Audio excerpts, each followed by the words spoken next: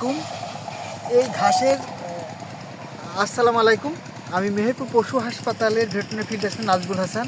আমি এর আগে আপনাদের আধুনিক রাইকা ডেইরি খামারে আপনাদের নিয়ে গেছিলাম এবং সে ভিডিও দিয়েছি। আজ আমরা এসেছি এই ভাইয়ের যে ঘাসের যে জমি, এই ঘাসটা হলো জারা ঘাস। ভাইয়ের ঘাসটা গাজীপুর থেকে সংগ্রহ করেছে এবং গাছের যে আটি, এটা গাজীপুর থেকে সংগ্রহ করেছে।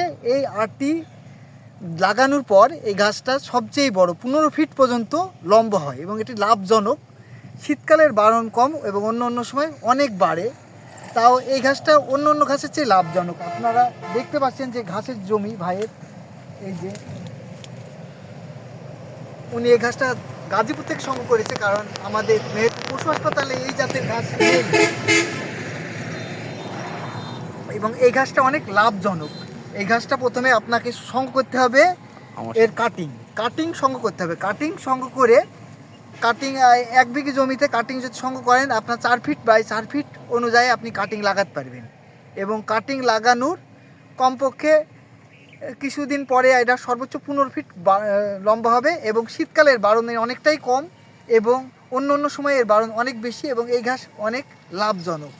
এর পুষ্টিগুণও মোটামুটিভাবে অনেক ভালো এবং গরু পালন করতে হলে আপনাদের ঘাস অবশ্যই নিজের জমির ঘাস হলে ভালো হয়। যদি আপনি কিনি ঘাস খান, সেক্ষেত্রে অনেক বেশি কস্ট, অনেক দাম বেশি। আপনারা সেক্ষেত্রে লাভবান হতে ঘাসটা কিনতে যে অনেক খামারিদের অনেক টাকা ফুরিয়ে যায়। তাই আপনি যদি ঘাসটা চাষ করে গরুকে খান, সেক্ষেত্রে আপনার লাভের পরিমাণটাও বাড়বে এবং ঘাসটাও গরু ভালো বেনিফিট পাবে। তাই আমাদের হাসপাতালের ঘাসও লাগাতে পারবেন, পাকচং আছে। আর এটা জারা ঘাসটা একটু বেশি ভালো। এরকম ঘাস আপনারা গাজীপুর থেকে সংগ্রহ করে নিতে পারবেন এবং নিয়ে আপনারা লাগাতে পারবেন। আপনারা আরও দেখতে পাচ্ছেন যে ঘাসের জমিটা আমরা দেখাচ্ছি। ঘাসটা শীতকালে ঘাসের যে বারণটা অনেকাংশেই ভালো। এখনই এক মানুষ আমার চেয়েও ঘাস এখনই লম্বা অনেক বেশি বড় আমার চেয়ে।